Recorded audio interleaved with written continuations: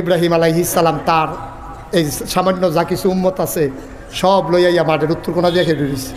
দক্ষিণ কোনা দিয়া নমরুদের জন্য বিশাল প্যান্ডেল, আতির উপরে আতি বইয়া রয়েছে, ঘোড়ার চৈরা মন্ত্রীরা আইছে, সেনাবাহিনী এক একটার গায়ের ভিতরে বর্ম, পিঠের ভিতরে তীর ধনুক, হাতের ভিতরে বর্ষা, খাপের ভিতরে তলোয়ার, সাজ্জা সুজ্জাইয়া এটা নিয়ে কেউ লাভ দেয়, কেউ ডিগবাজি খায়, এটা নিয়ে ঘুরান দেয় তরবারি।